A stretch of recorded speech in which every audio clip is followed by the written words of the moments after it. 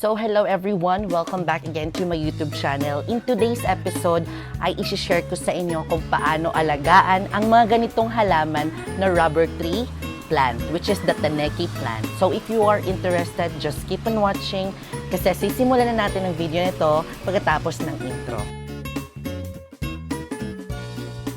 Hello everyone! Hello mga ka-jungle! Welcome again to my YouTube channel. In today's episode ay isi-share ko sa inyo ang pag-aalaga ng ating mga Tineke rubber plant or rubber tree sa ating, mas kilala siyang rubber tree kasi nga this one is a tree plant. Ayan. So ngayon ay mag-share ako kung paano ito alagaan at paano natin malilinisan ang ating mga dahon ng rubber tree Tineke. So our rubber tree Tineke is a variegated rubber tree. So this is a very stunning and beautiful house plant that we have because it highlights the big and glossy leaves and also the stunning edges of our red and pink veins. Ayan, kung makikita nyo, napakaganda ang rubber tree nito. I flexed this one before and now, yan ngayon, lumaki na siya, diba? Tignan nyo naman.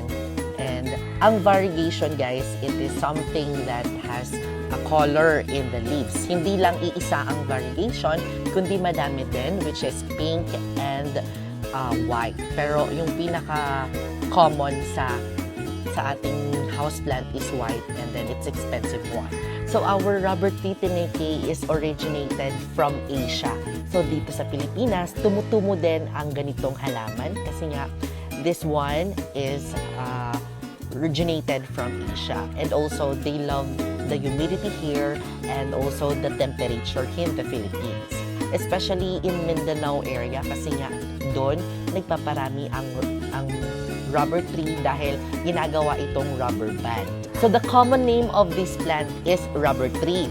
And the scientific name or the botanical name of this plant is Ficus elastica or variegated Ficus elastica variegata or something like that kasi ang daming mga pangalan ng halaman na ito. So when we talk about the soil requirement of this plant, kinakailangan na well-drain ang kanyang soil. Kasi kapag hindi well-drain yung kanyang soil, it can cause root rot o pagkabulok ng kanyang mga ugat. Since hindi ko po siya niripat, hindi ko pa natignan yung kanyang soil, pero okay naman po siya at lumalaki naman po siya dito kasi nilalagyan ko naman siya ng fertilizer. So when it comes to humidity naman, since Philippines has also 40 to 50% humidity, so they can grow. Basta wag nyo lang pong ilalagay sa tutok sa sunlight if your rubber tree Tineke na juvenile pa lang, like this one, parang juvenile pa lang. Juvenile is a small one. So, kapag maliit pa yung ating rubber tree, huwag nyo ilagay kaagad sa ating direct to sunlight. You have to put it in the indirect sunlight or in a shady sunlight. So, the temperature that needs these plants, of course, hindi siya gusto ng mainit masyado kasi it can cause dry leaves and crispy leaves when it comes to juvenile ones na mga Tineke natin. So, since this one is a juvenile, so I put here in our veranda besides the window. So, hindi po siya masyadong mainit. So, kapag nafe-feel nyo yung inyong mga halaman na medyo nag-crispy leaves, so hindi po siya nagiging maganda ang kanyang temperature. Sunlight, so they need a partial or indirect sunlight. Nakikita ko sa mga ilang garden shop, mga ka-jungle, na nilalagay nila sa direct sunlight kasi malaki na yung kanyang mga Tineke. So actually, this plant is prone to root rot o pagbulok ng kanyang ugat kapag hindi masyadong maganda yung kanyang soil o di kaya parang palagi tayo nagdidilig dito. So, in addition, so ang pagdidilig dito, kapag nagda-dry lang po siya. Hindi tayo magdidilig dito araw-araw kasi nga yung ating mga rubber tree, makakapal ang kanyang dahon. So, they tend to stock the water in their leaves. So, that's why they don't need to water regularly. But, if you wanted, dapat yung kanyang soil is well-drained. So, in addition mga ka-jungle, sa mga meron nito sa hotels, sa restaurant nila, kapag nakikita niyo yung inyong mga halaman na mamatay na, yung ganitong Tineke na rubber tree. So all you have to do is to repot your plants kasi baka nagkaka-root rot na o nabubulok na kanyang mga ugat. So all you have to do is repot them into a new tahanan para maging maganda naman po siya.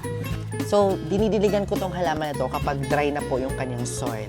And alternately, for example, this day, magdidilig po ako, kabukas hindi po. Tapos pagkabukas naman, didiligan ko po siya. Kasi dito sa amin, medyo mainit po yung panahon. Marami po ang alikabok at kailangan nilang diligan talaga.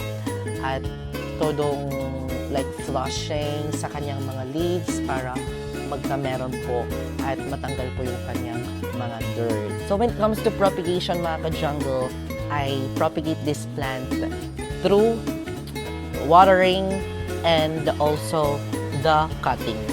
But I suggest na directed water na lang kasi nga somehow hindi siya nagiging successful and I don't know about that. So the fertilizer it goes, I used the MSG. Kung nakita niyo yung aking reels in my Facebook page, you can visit my Facebook page, you can watch my reels there. So, I put MSG here once a month. I budbud some MSG, just like ilang lang, parang isang kutsara, 1 teaspoon of MSG, and it goes like this. Kaya lumalaki yung ating mga rubber tree. So, nagagandahan sila kasi yung ating monosodium glutamic acid, which is the MSG, has that. So, it can grow faster our plants. Alright, today, since I promised that we are going to clean our rubber tree, the leaves, we're going to clean that. So, I'm using wipes. So, you can use wipes also. It's okay. Hindi naman po siya 100% alcohol based, but you can also use wipes. So, you can clean the leaves. Ayan.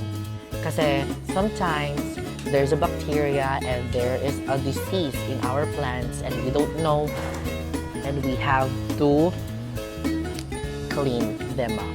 So one of my favorite rubber plant or rubber tree is the Tineke, is because it's variegated ones.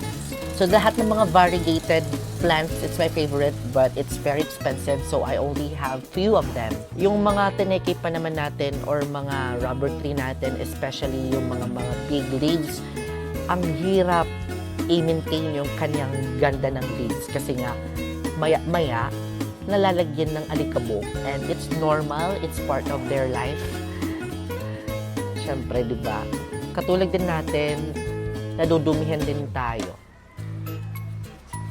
Alright, so guys, that is how to maintain the cleanliness. Wow, cleanliness. How to maintain your rubber tree or Tineke rubber tree.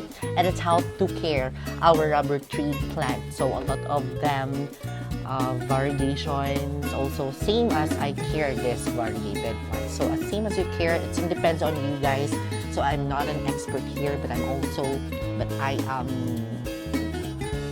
promise you guys, it will love you, your Tineke.